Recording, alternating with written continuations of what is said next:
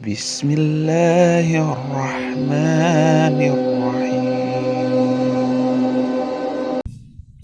Meskipun saya dosen di Institut Ilmu Al-Quran yang menjadi pusat pengkajian tafsir, tapi saya belum menganggap diri saya mufassir. Tapi kalau menafsir, saya lebih senang menafsir secara isyari dan dzauqi. Jadi tafsir itu ada 3 jenisnya. Ada tafsir bil aqli, ada bin naqli, ada bil isyari. Kalau bin naqli dan aqli saya sudah lama minat di situ. S1 saya filsafat, S2 akidah, S3 akidah. Jadi S1 itu akidah filsafat dan tasawuf 3. S2-nya akidah sufi, S3-nya akidah salafi. Jadi dan itu tafsirnya muncul namanya tafsir bil aqli, dengan akal. Untuk tafsir bin naqli, naqli itu menukil dari sunnah, dari riwayat sahabat, tabi'in, dan itu pun juga 15 tahun di ma'had. Dan fase itu menurut saya sudah cukup, sudah puas. Artinya kalau nanti ada isyarat kolbu yang menyimpang, nanti ditegur oleh akli dan naklinya, diluruskan. Atau sebaliknya, jika ada isyarat akal yang menyimpang, justru zauq akli lah yang menegurnya. Ya. Untuk mengambil berkah malam ini ada kitab, ternyata di masjid ini ada kitab tua, kitab tafsir As-Sawi. Ya. Ini ditulis oleh Al-Alama Al-Mufassir Ahmad As-Sawi Al-Maliki. Ini masih cetakan Darul Fikr, kayaknya nggak ada tahunnya nih ya. Bener nggak ada tahunnya nih. Tuh kan nggak ada tahunnya. Ini kalau antum baca mungkin sebagian besar ngiratnya kayak cacing ini ya. Cacing tapi nggak bergerak. Kecuali yang bisa baca kitab. Ini kitab tafsir ini unik karena dia masih berani menyebut tentang Wahabi. Ya. Kita pun sudah selesai lah.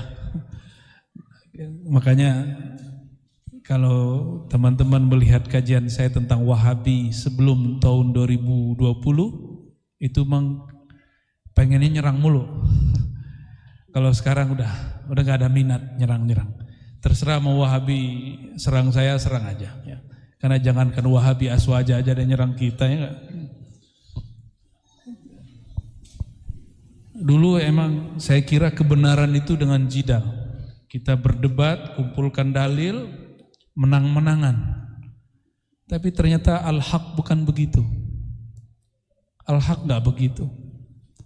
Kebenaran dari Allah itu turunnya ke dalam ruhani.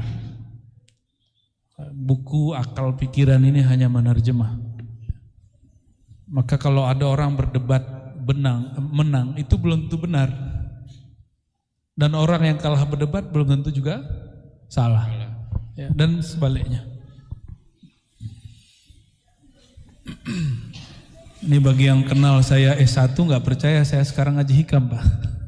Jadi saya ketemu di rumah makan kawan saya S1, dia bilang, ente ngaji hikam? Udah tobat Ji katanya. Enggak tobat, emang dari dulu seneng, cuma mungkin dimensinya beda. Ya. Karena mereka tahu, dulu hampir tiap hari saya debat. Enggak ada dosen yang enggak saya debat. Cuma satu dosen yang enggak saya berani debat. Profesor almarhum Azumadi Azra. Saya enggak berani debat dia. Enggak tahu ngeliat dia aja saya udah takut. Kalau di pesantren yang enggak berani saya debat cuma satu. Kiai Ali Mustafa Yaakob. Enggak berani saya debat. Ya. Sama sekali enggak berani debat. Bukan berarti kita nggak bisa nimpalin, auranya itu membuat kita tunduk gitu, membuat kita takluk. Ya. Teman saya ada yang berani debat beliau, tapi tetap aja kelas katanya. Baik, kitab ini beliau menyebut kelompok Khawarij itu Wahabi. Ini yang otentik dari kitab ini. Maka di cetakan terbaru itu ada yang dihilangkan. Jadi Al-Allamah As-Sawi, Syekh As-Sawi ini Al-Maliki, mazhabnya Maliki, betul-betul gergetan dengan pergerakan Wahabi di zaman dia. Ya. Apakah yang sekarang itu berbeda? Wallahu a'lam. Ya. Saudi pun sudah berubah, Pak. Ya. Muhammad bin Salman karena tidak pro dengan ulama-ulama yang ekstrim itu, dia dijelek-jelekin oleh. Maka antum melihat media sekarang, itu justru media yang di sana nggak senang sama dia yang diterjemahkan oleh. Ya. Walaupun kita nggak sepakat banyak hal dengan dia, tapi dia udah mulai sadar. Bapak kalau pergi ke Uzbek, yang dicari orang kuburan. Kuburannya bagus-bagus, orang gak nyembah kubur, orang cuma pengen melihat silsilah ilmu dia, ternyata ada wujud kuburnya. Seandainya Saudi itu jaga situs-situs bersejarah dari dulu, itu negara gak perlu, bahkan gak haji umroh pun, itu negara akan luar biasa kuat devisanya.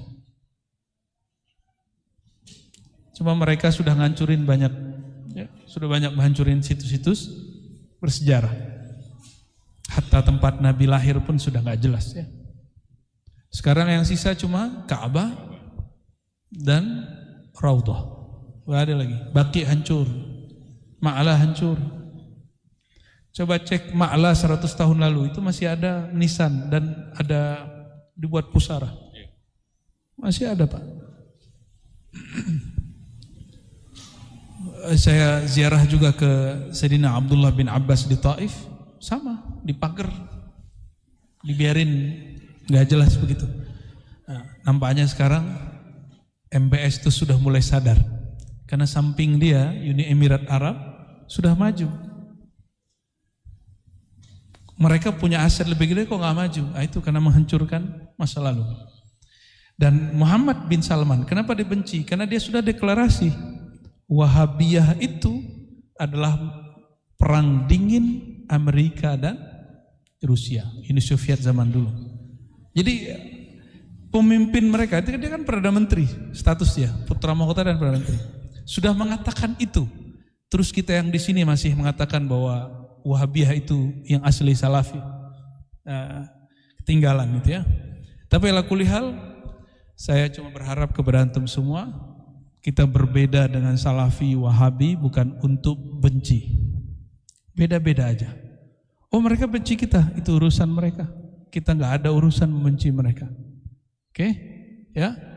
Kalau nggak benar ngaji hikamnya. Kita tabarukan baca kitab ini sedikit. Jadi kitab tafsir As-Sawi ini hasyiah, dia menjelaskan tafsir kecil, judulnya Jalalain. Jadi Jalalain itu pegangan wajib santri-santri kelas sanawiyah. Bahkan ada kiai-kiai yang sudah senior pun masih ngajarin Jalalain. Ini yang kemudian ditertawakan oleh Sidi Ahmad Al-Ghumari di Tonja. Bagi dia Jalalain itu la yughni min ju'. Begitu juga adiknya Sidi Abdullah Ghumari. Tentu ini karena yang ngomong ini versi ulama. Kalau untuk kalangan ulama, Jalalain itu nggak bikin kenyang. Ya. Ternyata Imam Suyuti punya kitab yang kedua, Ad-Durrul Mansur. Oh, itu baru tebal kitabnya. Ya. Oke, Bismillahirrahmanirrahim. Subhana. Nah, kata Imam Suyuti, ay tanzih. Kata subhana itu menunjukkan kemaha sucian, maha hebat. Ya. Alladzi asra bi'abdihi, yang mengisrakan hambanya. Kata asra itu menunjukkan as-sayru laila, jalan di malam hari. Itu kalau mau lihat pemahamannya itu ada di Syair Hayyul Hadi. Ya. Saya waktu di Jambi, di penutup saya menjelaskan tentang itu. Ya. Alladzi asra bi'abdihi laila. Nah, ini yang menarik dari Imam As-Sawi. Apa kata beliau? Coba perhatikan ya. Qauluhu bi'abdihi lam yakul binabiyhi wala birasulih.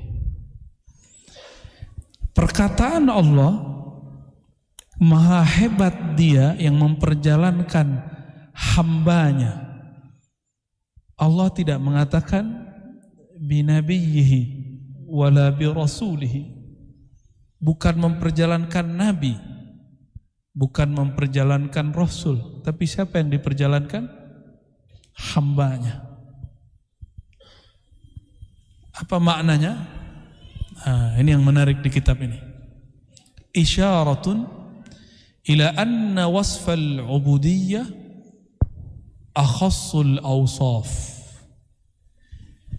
Bahwa maqam ubudiyah itu adalah sifat paling istimewa.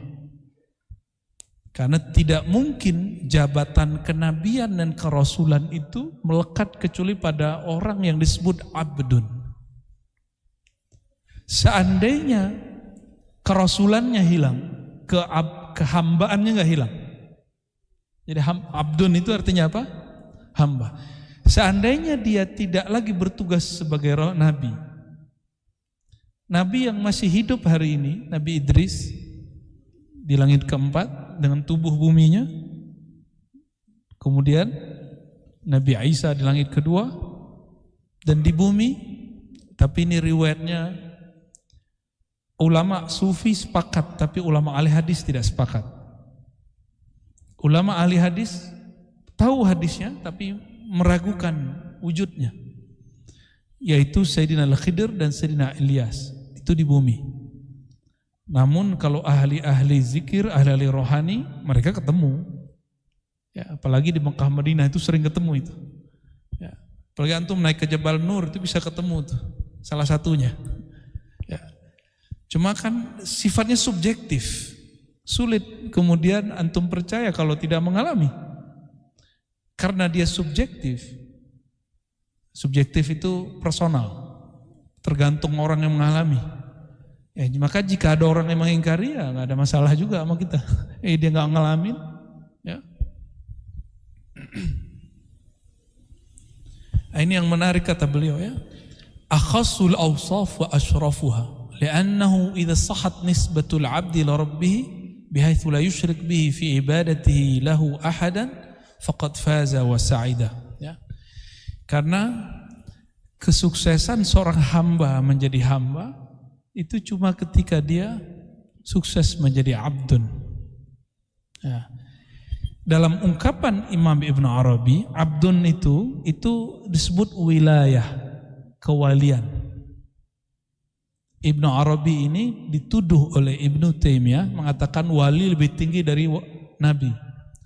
Ternyata sekelas Ibn Taimiyah bisa salah baca yang bergelar Syekhul Islam itu. Syekhul Islam lo gelarnya, antum syekh apa? Ya kalau sekelas dia Syekhul Islam bisa keliru, apalagi kita itu. Dan kita memaklumkan itu tidak ada masalah. Ternyata Ibn Arabi dalam Fususul Hikam di bagian Sayyidina Musa pernah membahas tentang bahwa wilayatul anbiya, itu yang ketinggalan. Kewaliannya seorang nabi, jadi nabi itu pasti wali. Itu a'la, lebih tinggi daripada kenabian dia dan kerasulannya. Nabi pasti wali, tapi tidak semua wali itu nabi. Tapi kalimatnya nggak diteruskan, kata Ibn Arabi dalam Fususul Hikam. Ya, apa kata dia? Kalau wali, tidak ada wali yang paling tinggi makomnya kecuali dia paling rendah dan dia satu derajat atau sekian derajat di bawah nabi yang paling rendah. Ada wali paling tinggi. Siapa wali yang paling antum kenal?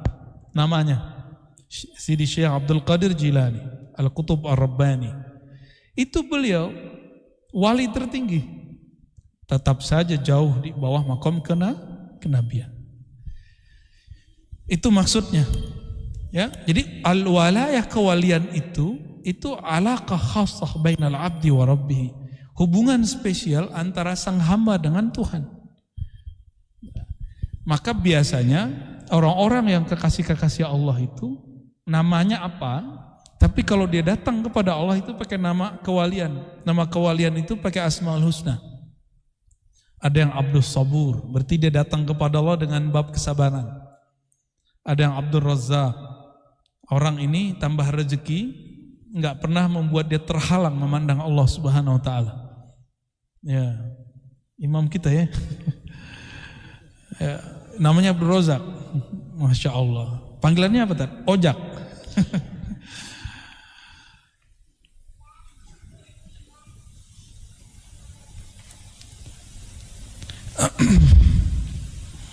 Lalu beliau menyebutkan di sini banyak sekali ya. Tapi yang mau saya ambil bagian itu aja. Bagian yang lain mau ngisahin Isra Mi'raj sampai 12 malam mau. Janganlah ya. Ya. Dan kajian saya sudah banyak tentang kisah itu. Hadis per hadis. Dari tahun ke tahun pakai Sahih Bukhari kita biasanya. Ya. Sekarang kita masuk ke hikam aja ya. Nah, menjelaskan jika kalimatnya tentang abdun, kehambaan, pada kita itu kewalian. Pada Rasulullah itu makom kehambaan, makom paling basic beliau. Bagi kita itu sudah paling tinggi, yaitu kewalian. Mungkinkah seorang umat Nabi Muhammad SAW mengalami itu? Mungkin nggak? Antum pengen Isra nggak? Isra itu tujuannya apa di ujung ayat? Linuriyahu min ayatina. Tapi ada di satu kitab, ya, kitab ulama-ulama terdahulu juga. Al-Masjidil Haram itu simbol apa?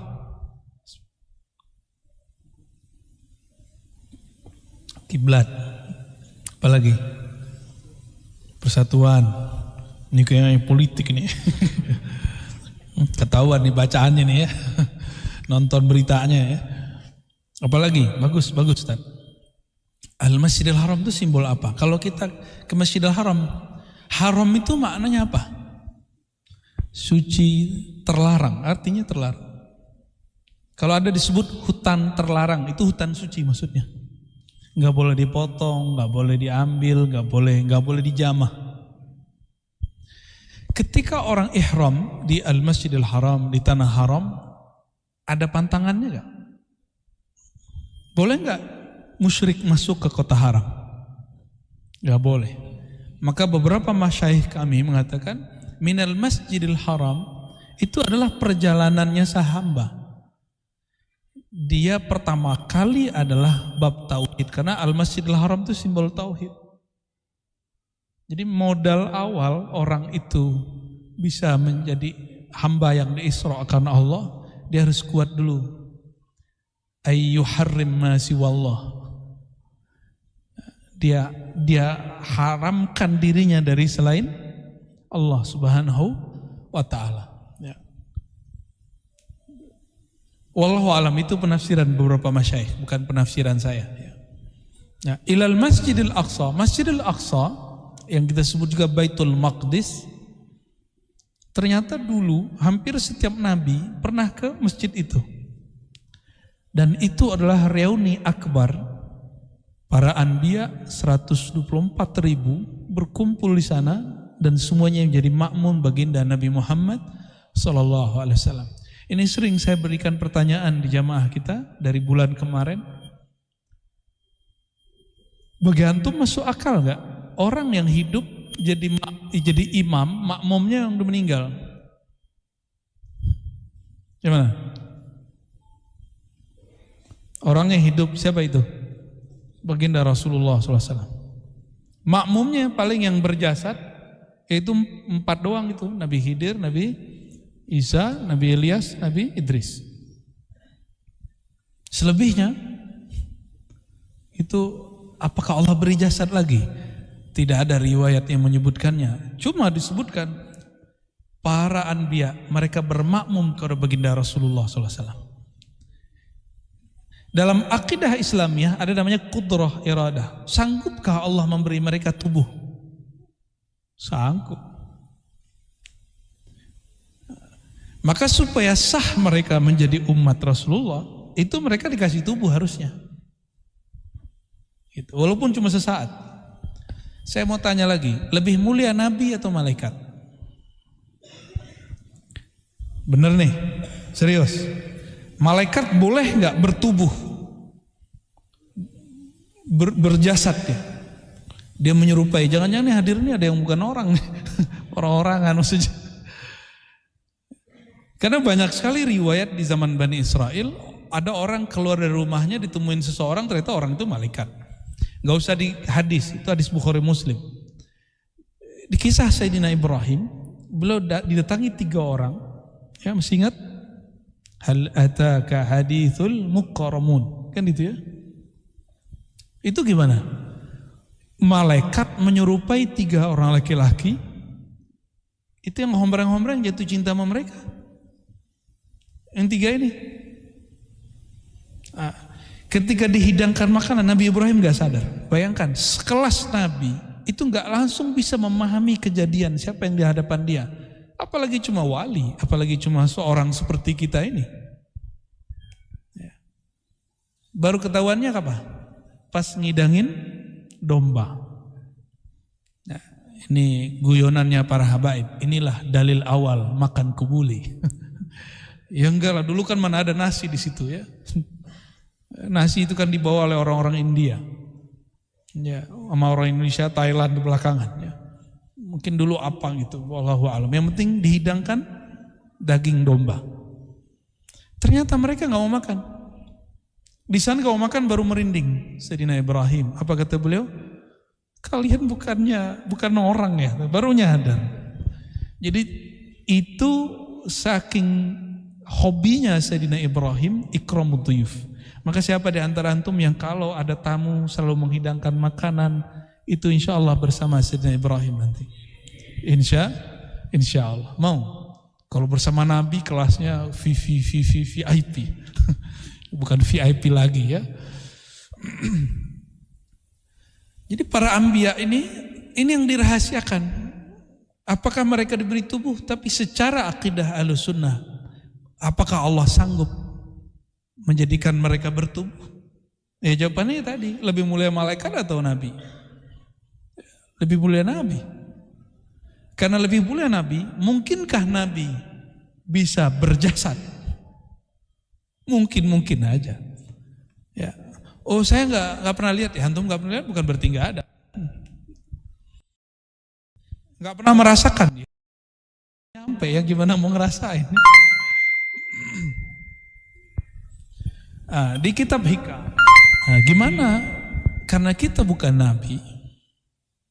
Isra itu perjalanan ruhani disebut dengan mukasyafah. Mi'raj itu perjalanan ruhani, dia gabungan 2, musyahadah yang tinggi lalu mukasyafah yang tinggi dan musyahadah.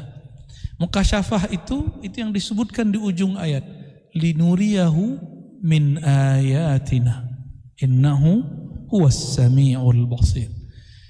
Tujuannya untuk memperlihatkan kepada engkau hai Muhammad, kepadanya, min ayatina. Maka ini jadi kaidah, miftahul mukasyafah ya'ud ila dhamirhu ay Muhammad sallallahu alaihi wasallam. Maka orang yang hanya dapat melihat yang benar dari mukasyafah itu cuma satu, min babi sayyidina Muhammad sallallahu alaihi wasallam. Karena lafaznya jelas, linuriyahu hu ay sayyidina Muhammad sallallahu alaihi wasallam min ayatina. Agar kami memperlihatkan kepada sang Muhammad ayat-ayat kami. Ini lafaznya. Maka dari sini ulama-ulama ahlul haqaiq mengatakan ini kaidah azimah, bahwa tidak ada pengalaman batin yang sahih kecuali min babi Sayyidina Muhammad SAW, kecuali lewat pintu Sayyidina Muhammad SAW, lewat cinta beliau, lewat syariat beliau, lewat thariqah beliau, lewat haqiqah beliau dan ma'rifatnya beliau. Gak bisa yang lain. Itu gak mungkin. Mesti lewat Nabi Muhammad SAW. Kalau tidak itu disebut halu. Ya. Beberapa waktu lalu ada orang datang ke Ribat, katanya mau memberantas haluisme. Ternyata dia lebih halu daripada saya, ya. Dan yang dia sebut halu itu yang dialami oleh Imam Bukhari, oleh Imam Ghazali, oleh Imam Hakim Tirmizi, oleh Imam Ibn Arabi, oleh Syekh Abdul Qadir Jilani. Ketika kita sodorin begitu, ya nggak bisa nanggepin juga dia. Nggak bisa membedakan antara pengalaman batin dengan ngayal. Saya tanya tentang definisi halu aja dia nggak tahu. Haluisme dari mana ente? Ya. Membuat istilah itu mesti ada pertanggungjawaban ilmiahnya. Ism itu apa? Itu aja nggak bingung. Ya. Kata Imam Ghazali dalam kitab Al-Munqiz Minad Dhalal. Ini Indonesia punya Jatman namanya, Jamiah Thariqah Mu'tabarah, ya. Jamiah Thariqah Mu'tabarah itu menyebutkan bahwa thariqah kami, thariqah tasawufnya Imam Ghazali. Oke, tasawuf Imam Ghazali. Imam Ghazali dalam kitab Al-Munqiz Minad Dhalal mengatakan apa? Orang kalau sudah Allah buka hijabnya, ini di bagian bab tasawuf, maka dia akan diizinkan Allah menyaksikan arwah, para malaikat, anbiya, aulia. Ini kalimat, apa dia halu? Apa Imam Ghazali halu? Ada berani bilang Imam Ghazali halu? Ya, jangan-jangan ente yang halu, ya.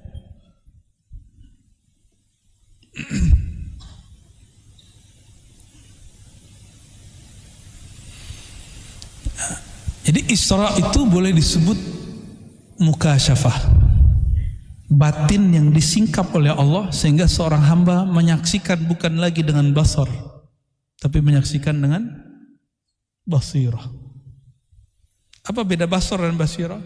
Kalau basar ya terhalang tembok, terhalang dia. Tapi kalau basirah dia tidak terhalang itu. Ini yang terjadi pada Sayyidina Umar, dizahirkan. Ketika lagi khutbah, dia berteriak kepada panglimanya yang sedang bertugas di wilayah Irak. Dia di Madinah. Mungkin saja. Kenapa? Itu yang disebut oleh Imam Al-Mursi. Makom dia kuntu sam'ahu alladhi yasma'u bi. Itu Sahih Bukhari. Pendengaran dia sudah diganti oleh Allah. Pandangan dia sudah ditukar oleh Allah Subhanahu wa taala. Makanya mereka itu disebut abdal. Abdal itu secara harfiahnya diganti sifatnya. Harfiahnya diganti karakter dan kemampuannya. Wallahu a'lam bishawab, ya. Law annaka la tasilu ilai illa ba'da fana'i masawik wa mahwi da'awik lam tasil ilaihi abada. Ya. Ini ada mitologi. Jadi bertasawuf itu banyak mitosnya daripada realnya. Dulu kawan-kawan saya kalau mau ngaji hikam itu ejekannya dahsyat. Lu mau ngaji hikam? Setengah jam sebelum jam sholat urus dan masjid tuh. Lu ada urusannya apa dengan itu? Itu masalah mau ngambil bab sunnah atau tidak, bab mustahab atau tidak. Ente kalau ngaji hikam udah nggak boleh banyak dosa. Berarti kalau nggak ngaji hikam boleh dosa gitu. Itu logika apa itu? Logika apa ya begitu? Lebih mulia hikam atau Quran? Orang baca Quran, terus ada takdir dia berdosa, terus gimana? Tinggal tobat tuh mudah. Gak usah kemudian mempersulit hidup. Kalau mau dikasih perbandingan kira-kira seperti itu. Di hikam ada kalimat cara supaya kita bisa mengalami Isra rohani. Kalau Nabi SAW Isra Mi'rajnya udah pasti ruh dan jasad. Ini disebutkan di tafsir As-Sawi. Apa kata beliau? Kalau menurutmu bisa sampai kepada Allah, dimi'rajkan kepada Allah itu setelah kamu betul-betul bersih, setelah kamu betul-betul tidak ada lagi cacat di batinmu, la tasil ilaihi abada. Kamu tidak akan pernah mi'raj rohanimu. Jadi kalau mitologi tentang tasawuf ini nggak kita berantas, orang-orang akan nggak ada yang bertasawuf. Kalau ngomong bertasawuf, ntar lupa dunia loh. Lu gimana mau ngelupain dunia? Masih makan, masih minum, masih kawin, ya kan? Nggak mungkin. Semakin orang bertasawuf dunia ngejar dia, bukan dia ngejar dunia. Nah, tapi ciri-ciri orang-orang yang dia cinta kepada Allah bukan dunia, dia melepas yang dia punya itu gampang. Kalau ada dia berbagi, kalau nggak ada ya dia bersabar. Nih, udah bisa begitu belum? Saya lagi belajar begitu. Kalau ada berbagi, jangan nunggu berbagi pas udah kaya. Kapan antum bakal jadi benar-benar kaya? Hah? Mulai berbagi itu dari sekarang kita udah mulai tabungan sedikit, mulai berbagi. Jangan nunggu kemudian numpuk duitnya. Nah, ini kita terjemah secara harfiah. Seandainya ada mitologi tentang tasawuf bahwa orang tidak usul kepada Allah illa tidak bisa mi'raj rohaninya kecuali ba'da fana'i masawik, setelah habis semua kesalahanmu, enggak akan ada lagi dosa, ente jadi orang suci dunia akhirat. Nah, begitu? Wa mahwi da'awik, hilanglah pengakuanmu, sombongmu, merasa-merasamu, ya. Lam tasil ilaihi ibadah. Kalau itu kriteria kalian tentang tasawuf, kalian tidak akan pernah bertasawuf. Kalau itu kriteria kalian tentang thariqah, tentang wusul, tentang sampai kesadaran bertuhan, bermi'raj rohani kepada Allah, maka kalian tidak akan pernah mencapainya. Ya. Ini makom sulit, tapi pasti ada jalannya. Toh orang dulu bisa menjalaninya, masa sekarang nggak bisa? Imam Bukhari cari satu hadis berapa bulan? Berapa bulan Imam Bukhari cari satu hadis?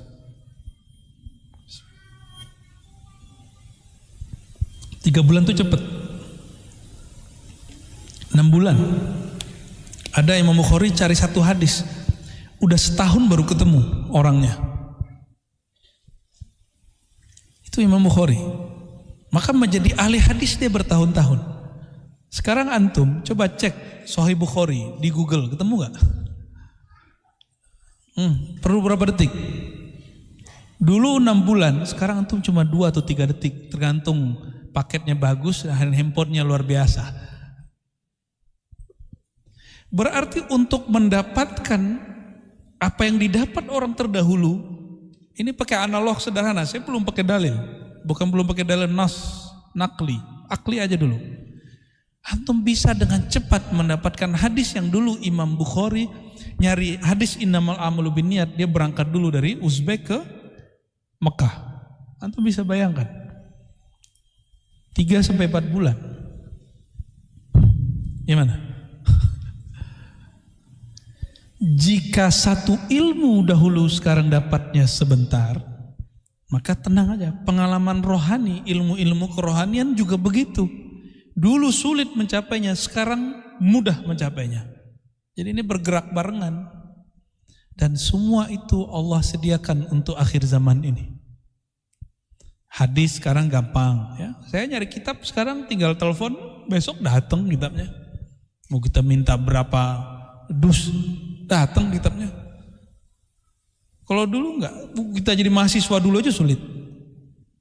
Jadi 10 tahun yang lalu masih sulit. Sekarang katanya pandemi, katanya krisis, lebih mudah. Nah, maksud saya sederhana, bab kerohanian tambah mendekat akhir zaman, tambah cepat, ya. Jadi nggak usah khawatir kemudian mengatakan itu mau orang dulu, kita mah sulit. Justru yang sulit itu dulu, sekarang mudah. Coba dulu mau ngaji hikam, antum dulu ke gunung dulu loh. Mau ngaji hikam ke Padang dulu. Ya. Saya dulu ngaji hikam di Padang, Pak. Dan bolos-bolos sekolah. Tiap hari Jumat kita bolos. Maka saya ngaji hikam itu keputus-putus. minggu ini ngaji, minggu besok lihat dulu gurunya datang nggak. Kalau nggak datang, telat dikit saya langsung kabur. Sekarang enak kan? Direkam lagi kan enak. Nggak perlu bolos-bolos. Diulang-ulang, enak bener antum ya. Kalimat ini untuk menghilangkan apa yang kita bayangkan bahwa bertasawuf, merasakan kesadaran bertuhan yang dirasakan para wali-wali itu nggak mesti antum menjadi orang suci gitu maksudnya. Saya nggak mesti jadi orang suci. Karena jika engkau tasil ilaih, sampai kepada Allah ba'da fana'i masawik wa mahwi da'awik, kamu tidak lagi ada dosa, kamu jadi orang bersih sebersih-bersihnya, hati kamu bening sebening-beningnya, lan tasil ilaihi abada, kamu gak akan pernah menjadi kekasih Allah. Oleh karena itu, jangan heran nanti ada pemaksiat, tobat sebentar, dia mengalami pengalaman batin yang luar biasa. Ada orang penampilannya gak kayak ustadz, tapi kalau zikir rohaninya sudah koneksi ke siapa.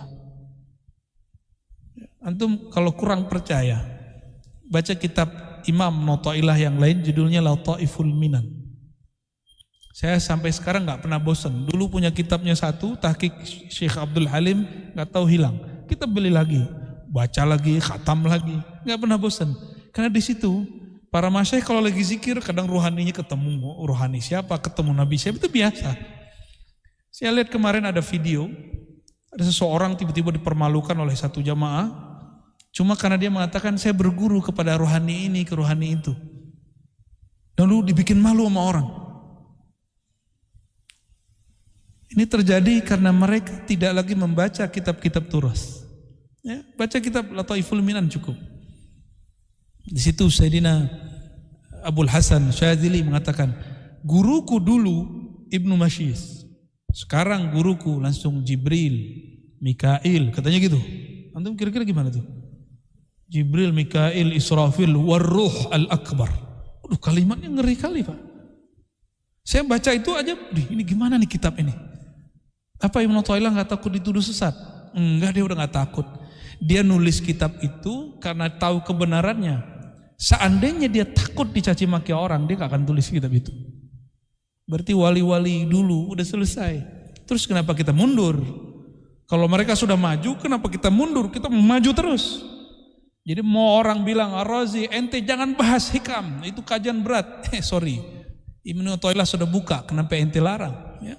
Dan ini paling ajib, kitab tasawuf yang paling banyak syarahnya itu hikam Ibnu Taimiyah.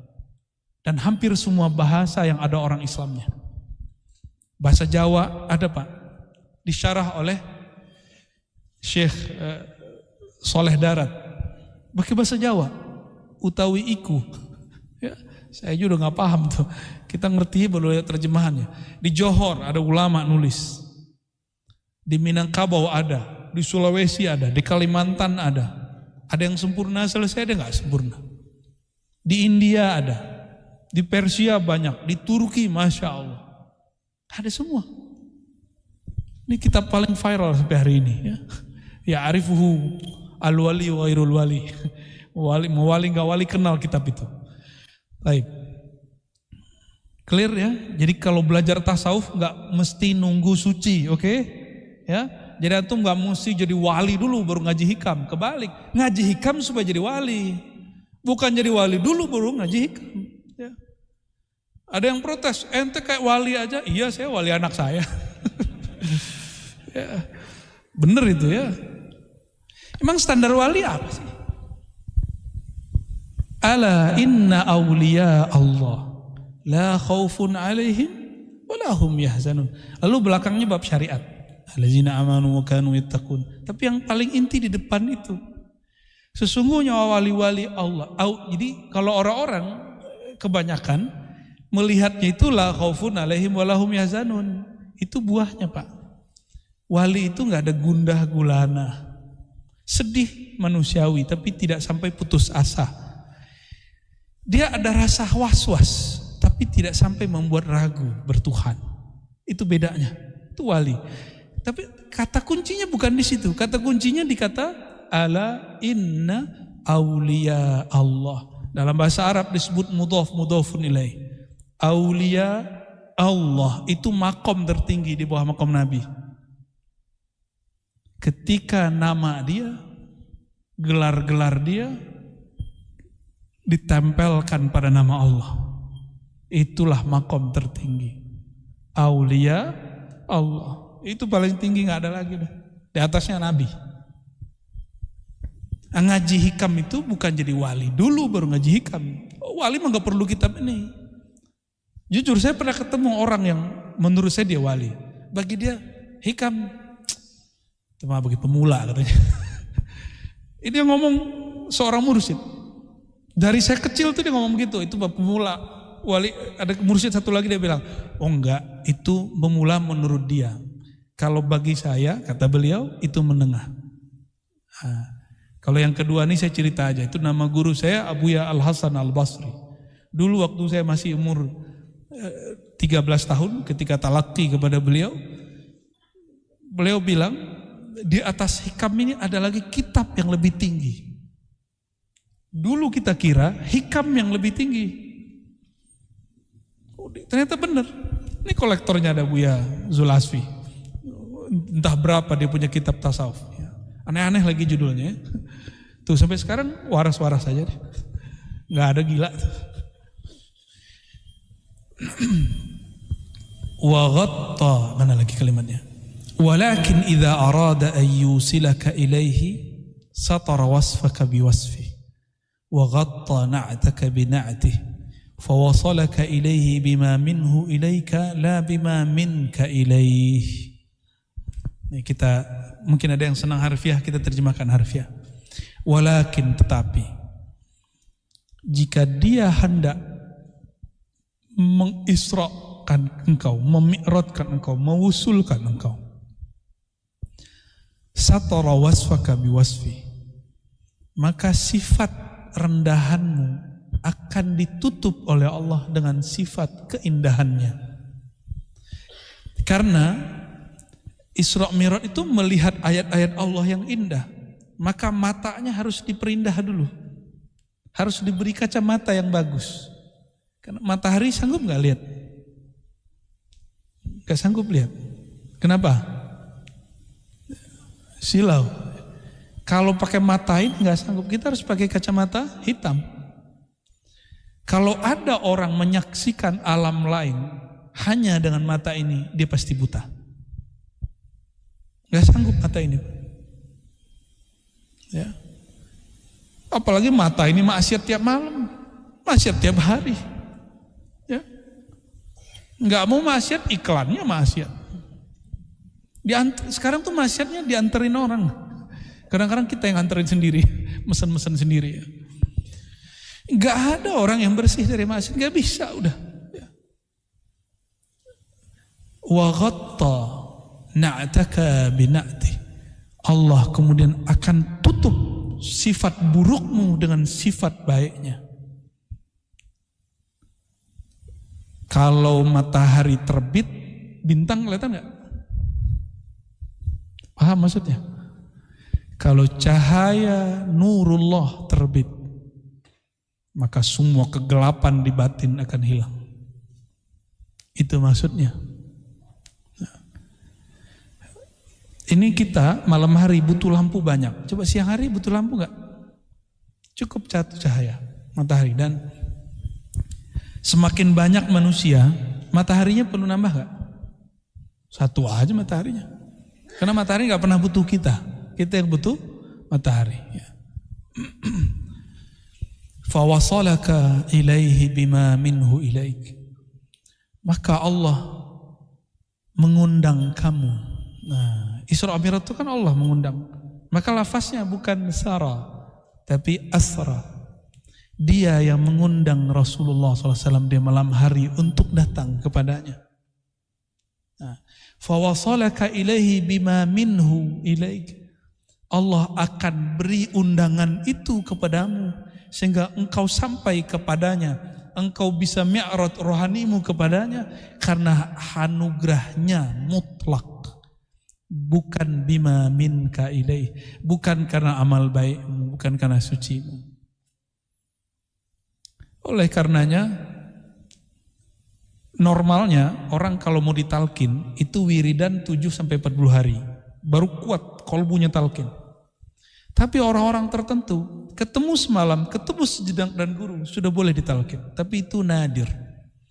Kata salah satu guru kami di Malaysia, Tuan Guru Jahid namanya, an-nadir kal adam, dia ngomong gitu. Jarang itu kayak nggak ada.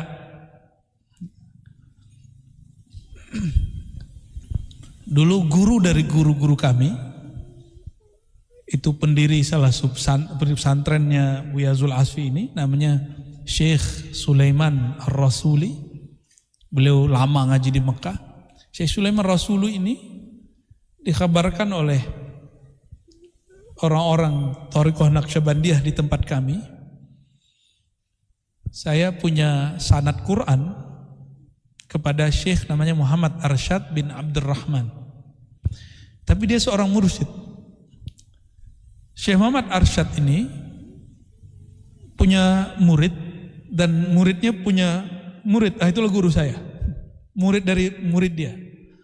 Bercerita apa? Ketika beliau datang, Syekh Sulaiman Rasul ini ulama. Waktu di Mekah ngaji fikih, tapi belum belajar thariqah, tasawuf. Ketika terjadi beberapa perkembangan keislaman di kampungnya, maka dia mencari mursyid. Dan mursyid yang layak untuk ngajarin dia. Karena hijabnya seorang alim itu, dia harus cari orang lebih alim dari dia. Ya, padahal kalau dia bisa melihat bahwa ilmu itu anugerah dari Allah, dia gak mesti bermursyid kepada orang yang lebih alim. Kepada mursyid aja gak mesti alim. Dicarilah Syekh Muhammad Arsyad, seorang muqri, bisa membaca Al-Quran 7 qiraat dan hafiz Quran, namanya Syekh Muhammad Arsyad bin Abdurrahman. Ini bukan Muhammad Arsyad Datu Kalampayan Banjar, bukan. Itu hanya semalam. Hikayat yang saya terima, ditalkin malam ini langsung pingsan seperti Nabi Musa. Malam besok baru bangun. Enggak perlu khalwat 40 hari, ijazahnya langsung keluar. Dijazahin langsung jadi mursyid. Udah rohaninya sudah berangkat sudah. Tapi tetap dia ikut suluk. Besok Ramadannya dia ikut khalwat. Apa maksud saya mengatakan ini? Allah itu suka-suka dia. Jika ada hamba yang dia kehendaki, gak mesti orang itu orang alim, gak mesti itu orang habib, gak mesti anak kiai, gak mesti doktor, bisa jadi orang awam.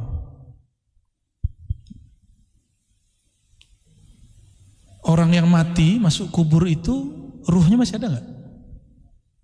Kalau masih ada, seharusnya bisa komunikasi dong, Pak. Ya, mungkin nggak komunikasi? Nabi SAW itu sering mempertontonkan itu di depan para sahabat. Lewat di Ma'la nyapa, lewat di Baqi nyapa, lewat di Uhud nyapa. Bahkan kadang ngobrol. Ketika ketemu dengan di tempat habis ma'rakah, tempat perang yang di situ gugur orang-orang kafir Quraisy. Apa kata Nabi? Oi, fulan, apakah kalian menemukan apa yang dijanjikan Tuhan kalian? Nabi nggak ngomong. Meninggal baginda Rasulullah SAW, Sayyidah Fatimah, ketika Nabi Muhammad SAW dikubur, itu kalau kita ngubur, biar tanahnya kuat, kita injek-injek, ingat. Apa kata Sayyidah Fatimah? Ya abtah, wahai ayahanda. Manggil ayahnya sudah dikubur. Itu Sahih Bukhari, Pak. Ada yang berani menentang Sahih Bukhari? Ya.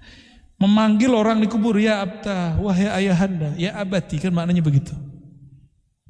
Betapa teganya orang nginjek-nginjek kamu. Kira-kira gitu. Sayyidah Aisyah tinggal bersama kubur baginda Rasulullah SAW bertahun-tahun sampai ayahnya meninggal. Lalu kemudian masuk Sayyidina Umar di kubur situ, baru dia keluar. Kuburion kan Sayyidah Aisyah, pencinta kubur, tidur di kuburan, Mbak. Kenapa Sayyidah Aisyah kemudian keluar dari kamar gak tinggal situ lagi? Karena dia menghukumi orang yang sudah wafat seperti orang hidup. Jadi gak boleh lagi buka hijab dekat kubur. Hati-hati nih ibu-ibu ya. Kalau datang ke kubur pakai hijab. Karena di sana mereka bisa nyaksiin kita dengan izin Allah Subhanahu wa taala. Bapak Ibu yang bukan Allah, inilah Isra Mi'raj versi Imam Nu'taillah. Kata beliau sederhana saja, Allah kalau mau memi'rajkan, mewusulkan seseorang, maka sifat dia akan diganti.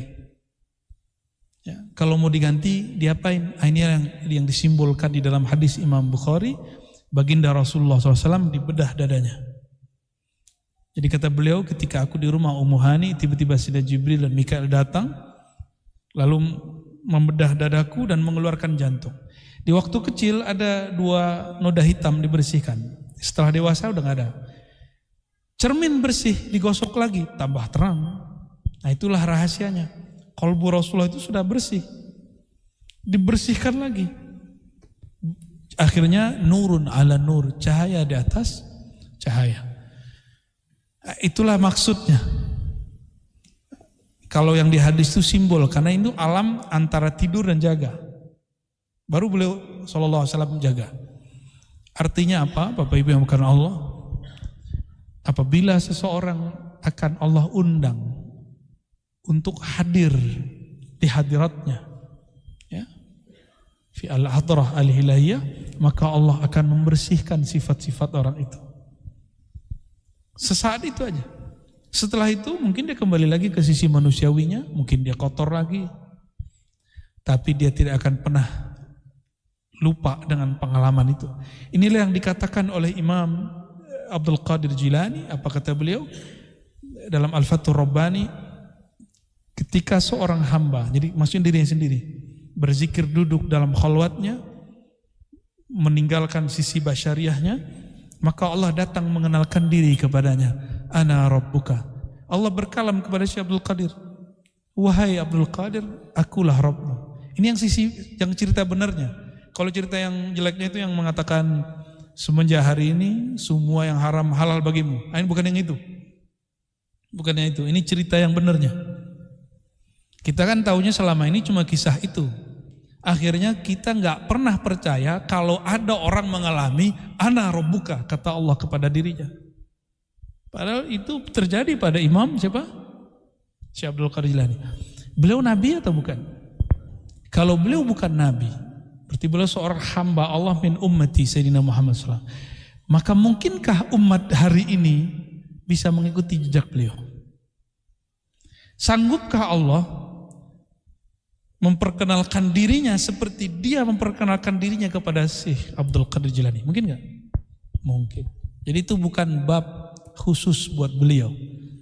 Ini yang digarisbawahi oleh Imam Al-Ghazali, bahwa pengalaman ini yang disebut Mi'raj. Mi'raj itu bertemu Allah, Isra itu bertemu ayat-ayat Allah. Siapa yang mengalami itu? Setiap orang yang menghambakan dirinya kepada Allah. Nah, menghambakan diri itu bukan dengan banyak rakaat sholat, tapi dengan memahami bahwa dirinya hamba, baru sholatnya benar. Gitu. Itu maksud kita dulu mengatakan bahwa syariah itu tabi'atun lil haqiqah, itu maksudnya. Syariat itu nggak akan pernah diterima oleh Allah kalau hakikatnya nggak benar. Hakikat itu dalam sholat itu niat. Innamal a'malu bin niat, itu bab hakikat. Kalau niat gak benar, sholatnya benar gak? Ya, cuma orang kan gak mau paham. Ya, kita sebutkan teks 1000 juga gak mau percaya. Yang penting kalau kita ngomong salah. Ya. Tapi alhamdulillah ruhani manusia hidup. Ya, maka dzabal fuadu ma ra'a. Sang fuad di dalam kolbu ini gak akan pernah salah. Meskipun orang-orang menentangnya, tapi yang punya fuad pasti mencarinya. Ya.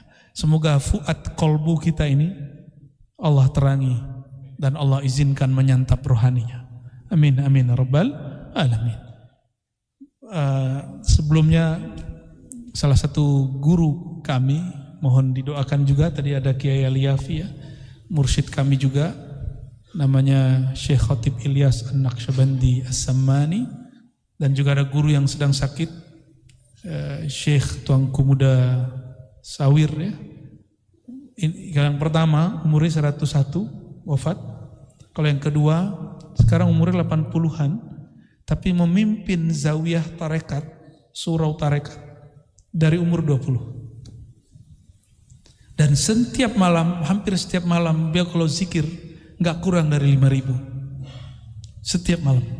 Dari umur 20 sampai sekarang, antum hitung berapa tabungan rohaninya. Ya. Mohon doa untuk beliau berdua dan guru-guru yang lain, mursyid-mursyid yang lain. Insya Allah sudah dekat Ramadan. Mungkin ini juga penutup kajian hikam sebelum Ramadan ini. Tawakuf dulu, mungkin gak bisa kan ada safar ya, ada safar. Semoga nanti ba'da Ramadan ada lagi, insya Allah ya. Dan doakan juga kami, insya Allah dalam waktu dekat kita akan buat surau ribat, ada tempat suluknya di daerah BSD nanti. Nanti antum bisa ngaji lebih puas di sana.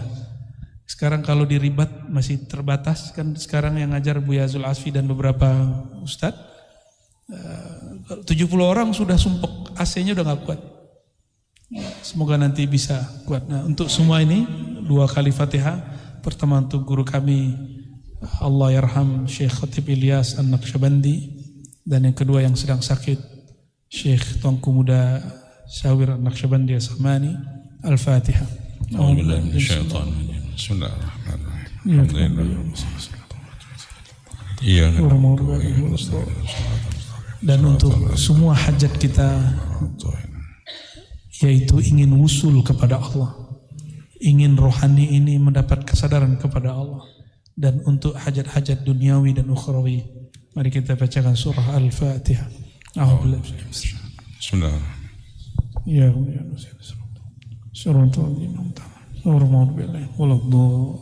amin. Ya, fadhal. Ada karena tawakuf sampai 9:30 boleh.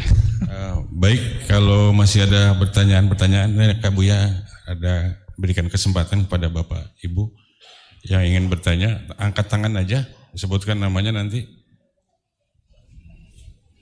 Ada dari ibu-ibu? Enggak ada? Oh, masih ada. Maaf. Assalamualaikum. Nama saya Sahril. Saya ingin bertanya, kan kita sering mendengar dari para ulama-ulama arifat, katanya kalau kita belum mengenal Allah, itu kita sholatnya batal. Nah, ini menurut Buya gimana?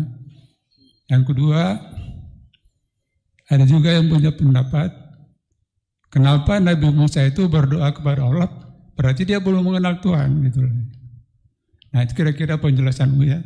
Terima kasih. Assalamualaikum warahmatullahi wabarakatuh.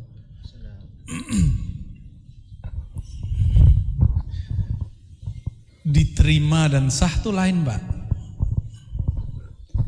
Kalau ilmu fikih berbicara sah dan batal. Sah dan batal itu berdasarkan rukun dan syarat. Dalam rukun Islam, rukun sholat, adakah mengenal Allah? Enggak ada, adanya di syarat. Apa syarat wajib sholat? Muslim. Muslim wajib sholat. Siapa Muslim? Orang yang bersyahadat. Seharusnya dia sudah kenal Allah, minimal namanya.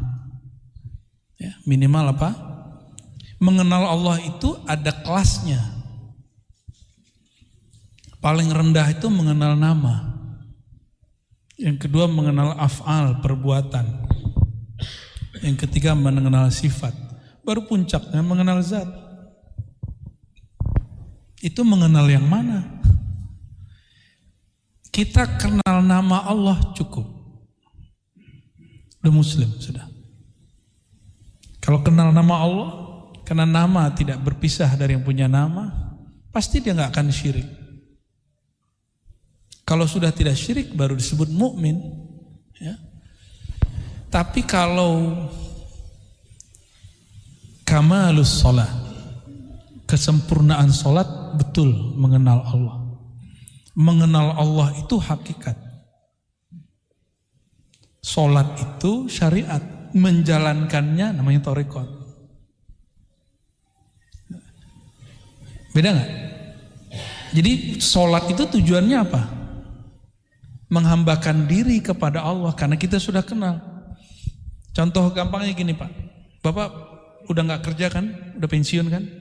Ya. Dulu waktu kerja nggak kenal sama atasan, hormat nggak sama dia? Nggak hormat. Tapi kalau sudah kenal sama atasan kita hormat nggak sama dia? Patuh nggak sama dia? Cari muka nggak sama dia? Cari muka, dapat muka monyet.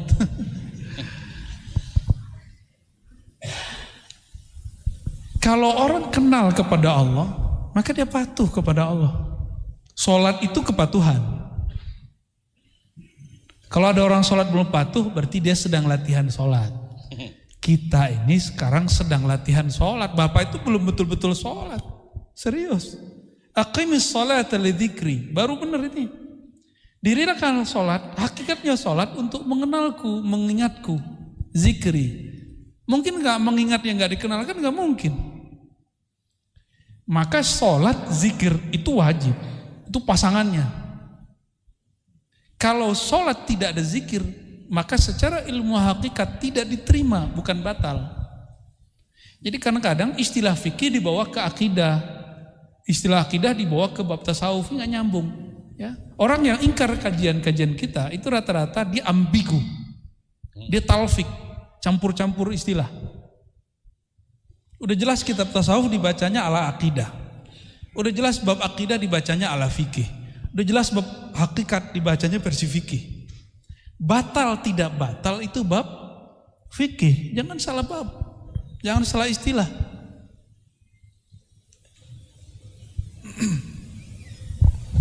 Gimana? Ada lagi Bapak Ibu? Yang kedua tadi apa? Nabi Musa berdoa itu nggak ada urusannya kenal dengan nggak kenal. Doa itu mukhul ibadah.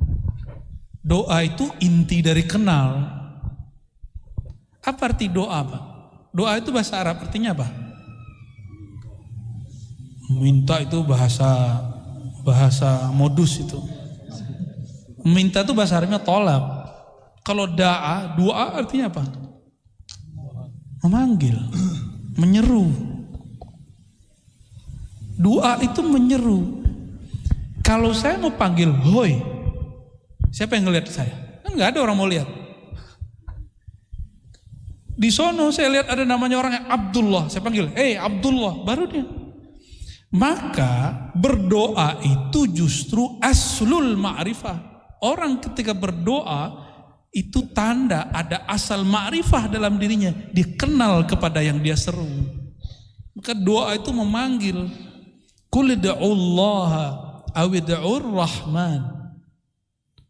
Katakanlah, berdoalah, serulah, panggillah Allah.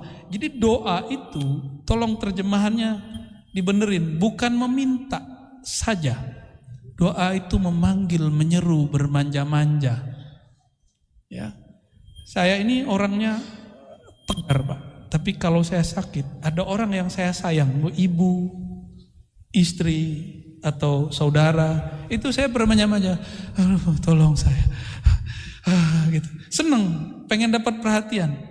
Udah jadi mahasiswa saya masih ingat, almarhum ibu saya, itu saya sakit 2 minggu, hampir sebulan, ya pemulihannya sebulan.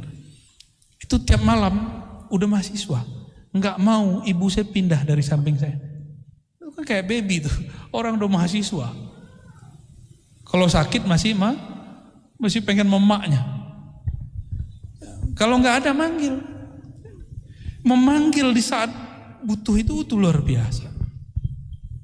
Ini pengalaman Pak, biar paham doa itu gimana sih doa. Semoga antum enggak ngalamin yang saya alami ya. Awal saya menikah, saya kan enggak punya kerjaan nikah itu Pak. Nikah itu nekat aja. Kita nikah, lagi S2, gak ada kerjaan tapi tawakal ilallah. Karena saya yakin al-ilmu lebih manis dari kerja. Maka orang yang belajar satu ilmu pasti semut datang. Mesti rezeki pasti datang. Itu konsep saya dari dulu. Antum kalau nggak yakin amat jangan lakukan. Ini hanya untuk orang yang yakin. Ya. Hatta bapak saya nggak yakin. Kamu mau ngasih makan anak orang apa? Saya tanya. Masa orang tarekat nanya begini soal gitu? Bapak saya begitu langsung udah kamu nikah sono. Pernah kejadian. Uang saya cuma sisa 50.000 Pak. Kamu sakit, saya sakit, dia sakit, istri saya sakit. Yang saya kenal cuma siapa? Emak sama bapak saya. Kita nelfon bapak ibu, manggil Pak, mak langsung nangis. Memanggil nama ayah, panggilan ayah, Pak, mak, langsung nangis. Maksudnya apa tuh? Orang kalau ittirar, afaman yujibul muttarra idza da'ah, itu kalimatnya. Da'a, doa. Siapa lagi yang akan menjawab ketika ada seorang hamba hatinya sedang genting, hatinya sedang terpaksa, duit lagi nggak ada, baru manggil nangis. Jadi antum kalau lagi betul-betul ittirar kepada Allah, ini baru ke hamba, ini analog aja, cuma analog. Kita butuh kepada orang tua, kita lebih membutuhkan kepada Allah SWT. Antum doa apa sih nangis? Nggak ada nggak nangis. Dan sekarang nggak berani lagi Pak minta rezeki saya. Saya sekarang kalau menangisi ya Allah, kenapa hamba ini masih maksiat? Hati ini kenapa belum? Kok masih begini? Oh ternyata dalam hikam udah ditulis begitu. Emang udah sunatullahnya. Dan ketika kami umroh kemarin, dapatlah satu hikmah. Fazkuruni azkurkum. Ingatlah aku ingat kamu. Ya, benar. Tapi orang tidak akan mampu mengingat Allah kalau Allah tidak menggerakkan dia ingat kepada Allah. Benar. Ini bukan Jabariyah. Ini cerita bab anugerah. Di saat saya berzikir, berarti Allah sedang menghendaki saya menyebut namanya. Paham maksudnya? Di saat antum gak zikir, Allah lagi berkehendak apa? Allah lagi berkehendak kita melihat alam semestanya. Itu juga zikir. Maka bedakan nisyan dengan ghaflah. Wala takun minal ghafilin. Janganlah engkau menjadi orang yang sengaja lalai. Kalau nisyan tidak. Sudah berusaha khusyuk, enggak khusyuk-khusyuk. Itu namanya nisyan. Wazkur rabbaka idza nasita. Kapan engkau sanggup mengingat Allah? Jika engkau sudah nasita, engkau sudah nisyan. Itu kata Imam Najmuddin Al-Kubra. Nisyan ini dua, lalai, lupa. Pertama dia lupa kepada dirinya, baru dia ingat Allah. Itu namanya zikir khafi. Yang kedua, dia lupa alam semesta, dia kemudian ingat Allah. Itu namanya zikir jahar. Jadi seseorang berzikir jahar keras, itu bukan suara yang meninggi. La ilaha illallah itu suara raf'us saut. Tapi zikir jahar menurut ahlul haqaiq, ketika engkau memandang alam tapi engkau tidak melihat alam, yang kau lihat adalah sumbernya alam. Maka di saat kita melihat alam, mungkin lidah gak nyebut Allah, kalbu gak nyebut Allah, tapi kan kita ngelihat perbuatan Allah, ya kan? Zikir juga gak? Jadi orang kalau faham bab ini, dia tidak akan pernah lupa kepada Allah walaupun 1 detik. Antum gak akan mungkin bisa zikir subhanallah tiap detik, gak mungkin. Saya ahli talqin, alhamdulillah dapat ijazah lebih dari, gak usah sebut ya, takut antum takut disebut macam-macam lah sama antum ya. Dapat izin mentalkin zikir Allah, Allah, Allah. Tapi saya boleh jujur kepada antum supaya antum tidak mentakdis, mengkultuskan. Qalbu ini kadang dia fokus nyebut nama Allah, kadang tidak. Dan sekian tahun saya mencari jawabannya, baru dapat waktu malam Rajab kemarin, 27 Rajab. Waktu sedang melihat Masjidil Haram. Pagi-pagi mulai dari ba'da subuh sampai syuruk. Habis syuruk kayaknya malas hati ini mau sarapan. Karena lagi asik sarapan rohani. Mendapatkan sir fazkuruni azkurkum. Dan di alam ini kan kalau enggak namanya Allah, perbuatannya Allah. Kalau enggak sifatnya Allah dan pemiliknya zatullah. Jadi tubuh kita ini enggak boleh pisah sekalipun, sedikit pun dari nama Allah. Pisah mati. Maka kalau ada binatang mati itu dia enggak nyebut nama Allah lagi. Jadi setiap binatang, tumbuhan itu ada nama Allah, Allah titipkan di mereka. Kalau di riwayat hadis diberikan rasio yang bagus. Bahwa ada malaikat bertanggung jawab di pohon. Tapi menurut kitab Isrul Asrar Syekh Abdul Qadir Jilani enggak. Di situ ada sir. Ada ruh. Ar-ruh an-nabat. Ya. Ruhun nabat. Ruh an-nabat. Jadi berdoa bukanlah tanda tidak kenal Allah, tapi berdoa itu menunjukkan bahwa ada aslul ma'rifah di qalbunya. Maka di hadis disebut mukhul ibadah. Ya, kalau saya boleh menyebut istilah lain, ad-du'a simatul walayah. Doa itu ciri khas kewalian. Itu. Ya. Wali itu kenal sama yang dia panggil. Ya, kalau nggak kenal, kalau panggil istri kan nggak ada yang lihat. Tapi panggil nama dia pasti dilihat. Ya. Berani manggil orang pakai oi? Hah? Coba manggil Allah pakai oi. Oi. Bisa nggak? Enggak. Di jalan ketemu orang kita panggil, yang kita panggil namanya atau tubuhnya, tangan gitu nggak? Namanya atau gelarnya. Mungkin dia dulu rektor kita, Pak Rektor, walaupun dia bukan rektor lagi.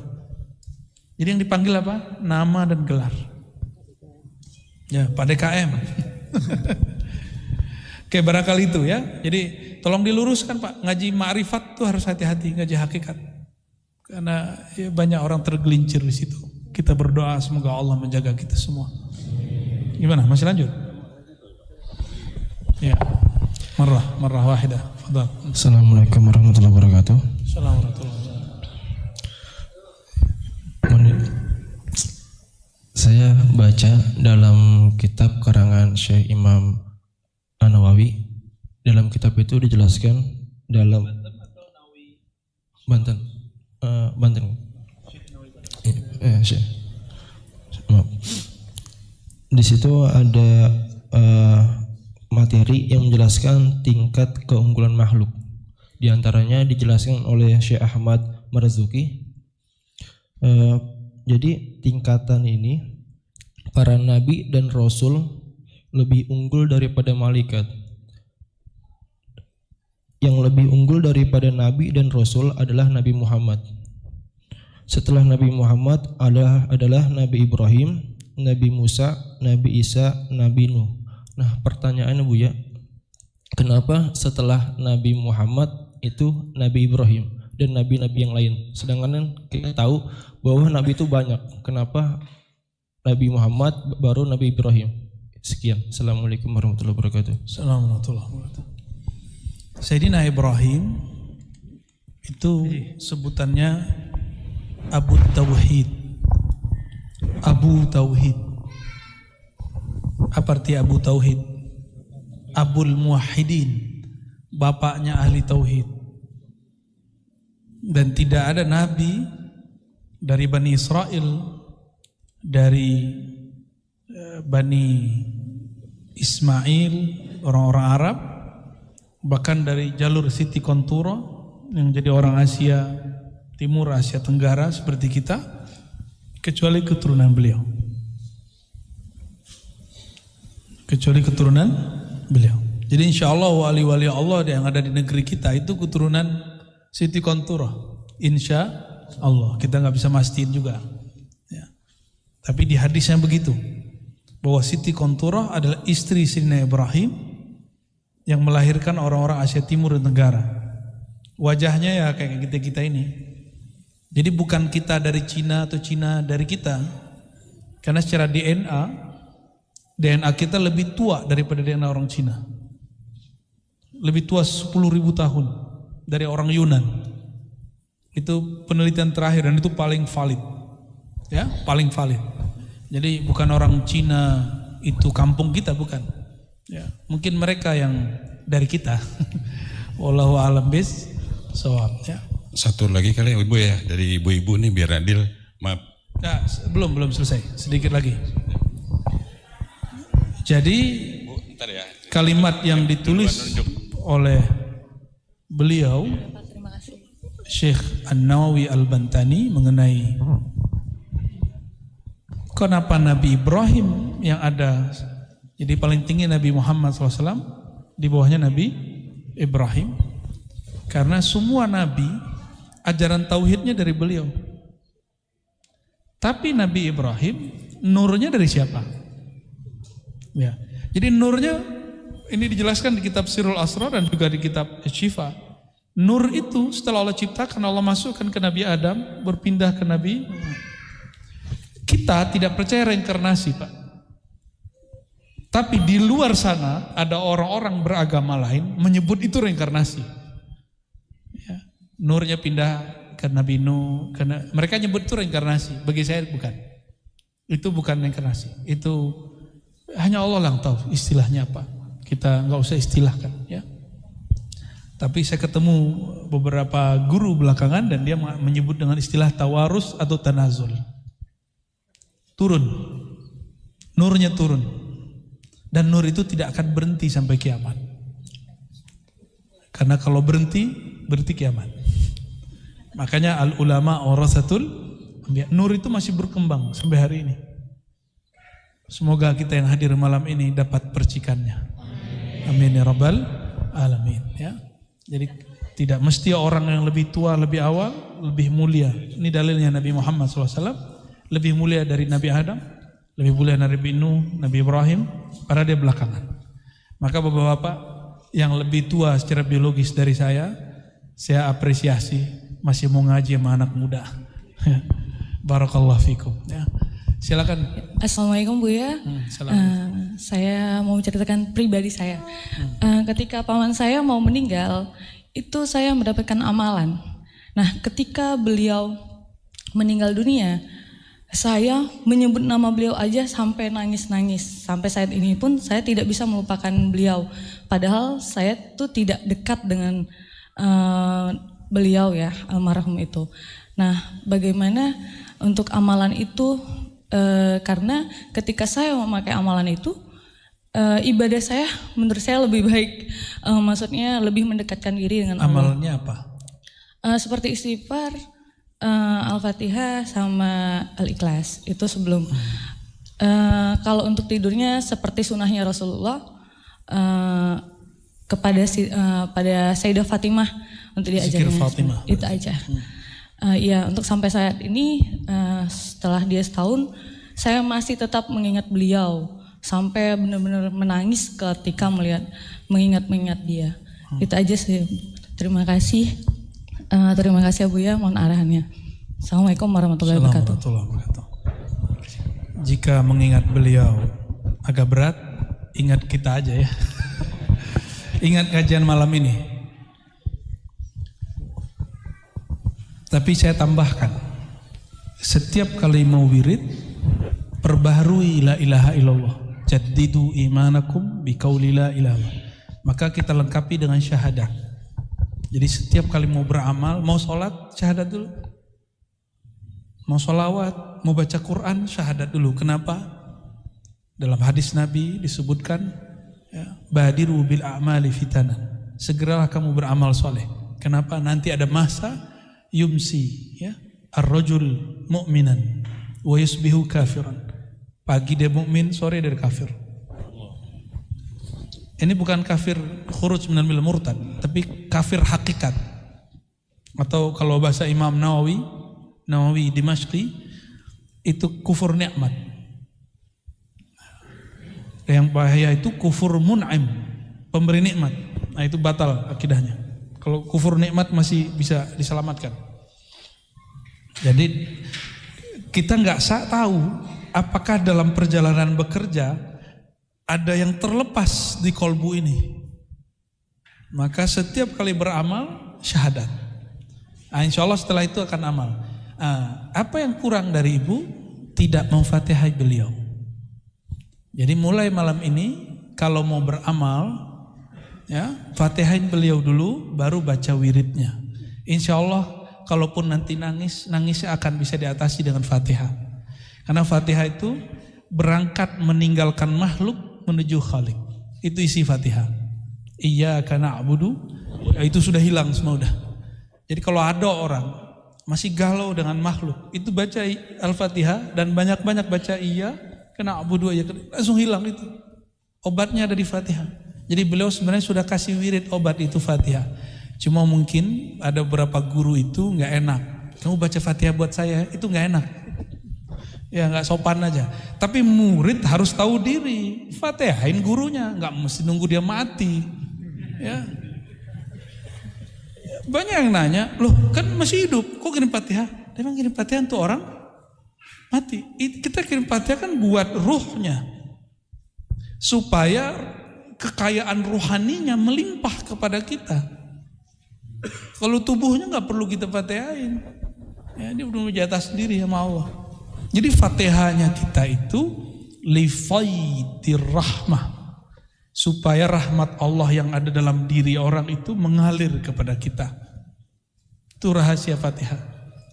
Tapi bagi ahli thariqah disebut mahar berguru. Mahar berguru itu kalau masih hidup, masih belum meninggal. Kalau masih hidup antum ya kasihlah dia hadiah. Kalau masih ada keluarganya, kasih hadiah buat keluarganya. Ya. Hadiah ya semampu kita lah beri. Membahagiakan guru itu luar biasa. Itu cara paling cepat menuju Allah Subhanahu wa taala. Jadi ada tempat saya orang nggak ngamalin macam-macam, nggak sempet. Dia cuma tukang masak gurunya. Setiap gurunya lapar, nasi sudah ada. Apa katanya? Masya Allah, Ananda, semoga Allah memberkahimu. Itu orang yang wiridan di surau belum ada yang didoain satupun. Belum. Malam Lailatul Qadar semua orang tertidur, dia yang bangun sendiri. Dia lagi dulu kan masih pakai kayu la ilaha illallah, masuk la ilaha illallah, semuanya pakai la ilaha illallah. Itu api nggak berasa panas sama dia, kakak dia gini-gini aja mana. Ya, karena dia nggak ngeliat api, dia ngeliat yang lain. Ada orang yang sadar saat dia Lailatul Qadar, ada yang tidak. Ada yang dia cuma zikir aja, dia nggak tahu kalau itu Lailatul Qadar. Nggak ada masalah, nggak mesti ada pengalaman aneh-aneh. Jadi bahagiakan guru, ya. Jangan pernah berpikir apakah guru ingat saya. Tapi pikirkan apakah saya selalu ingat guru. Jadi kalau ketemu sama guru di jalan jangan bilang, ingat saya nggak? Lo guru itu muridnya banyak. Soal adab kalau kita begitu. Cuma kalau yang sudah terlanjur, nanti kalau ketemu lagi jangan begitu. Ya. Sebanyak itu tamu dia, murid dia, masa dia ingat ente? Ente siapa? Kecuali ada sesuatu yang berkesan. Nah itulah namanya cari perhatian guru. Cari perhatian itu ngasih hadiah, datang berkunjung. Kalau nggak datang berkunjung, ya senangkan hatinya. Maka dia akan ingat terus. Maka dalam kitab disebut ya, disyarahikan juga Imam Sya'rani. Jangan kamu tanya kepada gurumu, ingatkah engkau kepadaku? Tapi tanyailah dirimu, seberapa ingat kamu kepada gurumu, sebanyak itulah kamu bisa ingat Rasulullah SAW. Sebanyak apa kita terkenang ajaran Rasulullah, indahnya Rasulullah, akhlak Rasulullah, rindu kepada Rasulullah, maka sekencang itulah. Ini yang disebut di dalam hadis Nabi, hadis Qudsi. Siapa yang datang kepadaku berjalan. Ya, Allah, aku datang kepadanya berlari. Maksudnya apa? Siapa yang datang kepadaku berjalan, menjalani ajaran kekasihku, aku akan jemput dia. Dia datang jalan, aku lari. Cepat sekali. Itu yang disembunyikan dalam isyarat hadis ini. Ya. Jadi kita tertatih-tatih bangun malam hari. Terus saja lakukan, terus. Nanti di satu saat, ini sebagai penutup di Syarah Hikam, ya. Satu saat, di saat saya sudah enggak ambisi mau mi'raj, sudah enggak berangan-angan mau wusul, udah enggak minat lagi mau kasyaf, tidak kasyaf, sudah netral dan nol kalbunya. Kata Imam Abul Abbas Al-Mursi, guru Ibnu Athaillah Sekandari, la yasilal abdu ilallah wa huwa mushtahin ilal wusul. Seseorang tidak akan sampai kepada Allah jika dia masih bersyahwat pengen wusul, jika dia berangan-angan ingin kasyaf, ingin sakti, ingin dapat Lailatul Qadar. Usah ditunggu-tunggu, jadikan kullal lail Lailatul Qadar. Apa ciri-cirinya? Mulai malam ini antum jangan kurang witirnya 3, kalau bisa 11. Ya. Biasanya nonton dulu nggak kalau malam? Bener? Nih, bener nih. Kapan witirnya? Setelah nonton. Ngantuk-ngantuk antum terusin. Ya. Lawan. Ini sudah deket, nggak nyampe berapa hari lagi nih? 23. Sudah ini Syabannya udah berapa nih? Berarti nggak nyampe 25 hari lagi. Ini udah gak ada ceritanya. Tiap malam antum sudah hampir wajib witir. Oke? Ngaji hikam gak? Beneran nih ngaji hikam? Oke, tiap malam witir. Saya gak bilang wajib loh ya. Hampir wajib. Pengen dicintai Allah? Pengen wusul tanpa susah payah? Autiru walau biraka'ah. Berwitirlah tiap malam. Ya. Nanti ada masa di saat kita gak berangan apa-apa, antum mengalami suatu pengalaman yang luar biasa indah. Insya Allah hazinnya wa likulli intin salihah. Al-Fatihah. Bismillahirrahmanirrahim. Alhamdulillah.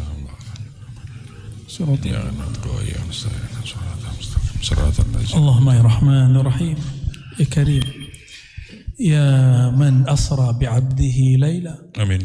Ya Allah, صل على سيدنا محمد اللهم صل وسلم عليه الذي أسريته Amin.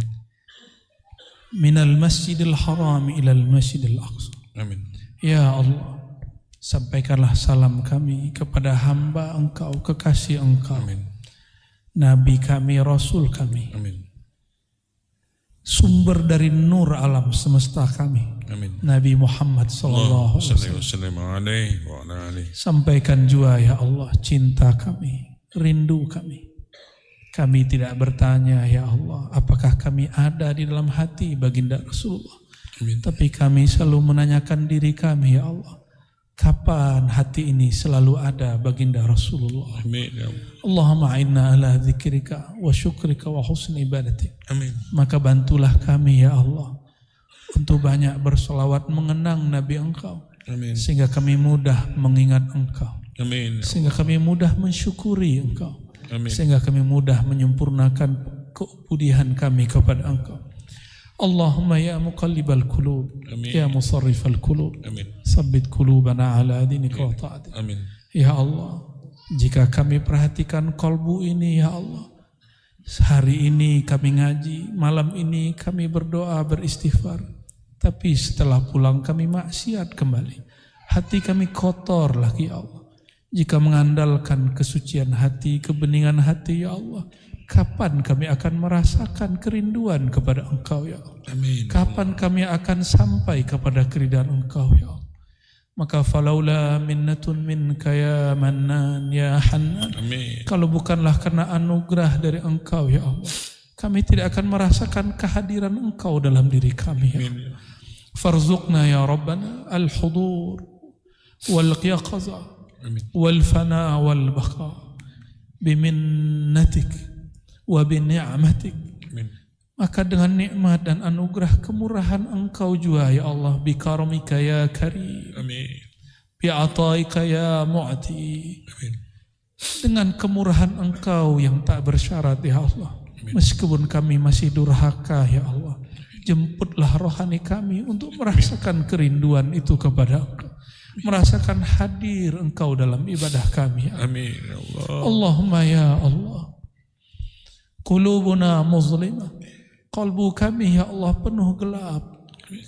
Gelap karena sombong, gelap karena duniawi, gelap karena urusan-urusan kecil yang masih menghambat kami di dunia ya Allah. Amin ya Allah. Namun nur Engkau ya Allah jika telah terbit, maka semua kegelapan akan hilang ya Allah. Amin. Fa asyrik ya Rabbana nuraka fi qulubina. Maka terbitkanlah ya Allah dengan kerahmanan rahim-Mu, Amin. dengan kemurahan hadiah-hadiah-Mu. Amin ya Allah. Cahaya Engkau, cahaya Nabi Engkau di dalam diri kami ya Allah. Amin ya Allah. Nawwir qulubana ya Rabbana binuri mahabbatik. Amin. Maka izinkan ya Allah diri yang hina ini ya Allah, mata yang masih maksiat ini, telinga yang masih maksiat ini, kolbu yang masih berkhianat ini, untuk merasakan ya Allah cinta kepada Engkau ya Allah. Amin. Allahumma ya Allah, Rasul-Mu mengatakan, idza ahabba syai'an aktsara dzikra. Jika seorang hamba cinta sesuatu akan banyak berzikir mengingatnya. Tapi kami mengaku ya Allah, kami belum banyak mengingat Engkau ya Allah. Bahkan di dalam sholat pun kami lupa kepada Engkau ya Allah. Fazakirna bilutfika ya Allah. Maka jika Engkau tegur kami ya Allah, tegurlah kami dengan kelembutan-Mu ya Allah. Amin ya Allah. Jangan tegur kami dengan jalal keagungan-Mu ya Allah. Tegur kami dengan kasih sayang-Mu ya Allah. Amin ya Allah. Jangan tegur kami dengan siksaan-Mu ya Allah. Amin. Allahumma ya Allah. Allahumma ya Allah. Tiada lagi kata yang dapat kami ibaratkan sampaikan ya. Ya man huwa alimun bidzatis sudur. Engkau maha tahu ya Allah semua yang tergores dalam hati kami. Engkau maha tahu ya Allah semua kotoran di dalam diri kami ya Allah. Engkau maha tahu ya Allah di belakang baju kesolehan kami ada pengkhianatan kehambaan kami kepada Engkau. Amin ya Allah. Wa'afu anna ya afu. Maka ya Allah, maafkanlah kami ya. Amin ya Allah. Bukakan selalu ya Allah pintu taubat bagi kami. Amin ya Allah. Izinkan kami hidup dalam rahmat-Mu ya Allah. Amin. Wafat dalam maghfirah-Mu ya Allah. Amin ya Allah. Masuk ke alam sana penuh dengan syafaat baginda Rasulullah sallallahu alaihi Sallallahu alaihi. Allahumma ya Allah ikhtim lana bihusnil khatimah. Amin ya Allah. Ya Allah biha, ya Allah biha, ya Allah bihusnil khatimah. Rabbana atina fid dunya hasanah Amin. wa fil akhirati hasanah wa qina adzaban nar. Amin. Wa sallallahu ala sayyidina Muhammad. Allahumma salli. Walhamdulillah rabbil alamin. Walhamdulillah. Al-Fatihah.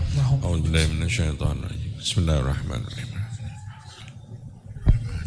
Ya nabdu ya. Waladhdallin. Amin. Subhanakallahumma wa bihamdika asyhadu an la ilaha illa anta astaghfiruka wa atubu ilaik. Ikutin saya baca salawat.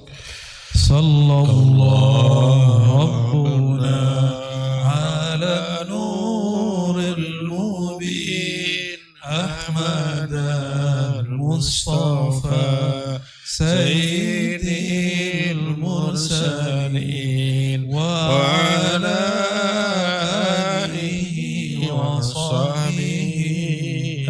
أجمعين صلى الله ربنا على نور المبين أحمد المصطفى سيد المرسلين وعلى آله وصحبه أجمعين صلى الله ربنا على نور المبين أحمد المصطفى سيد المرسلين وعلى آله وصحبه أجمعين والحمد لله رب العالمين. Demikian yang dapat kami sampaikan. Semua kebenaran milik Allah. Mohon maaf atas kesalahan kurangnya. Mohon maaf juga tidak dapat bersalaman semuanya. Alhamdulillahi Rabbil Alamin.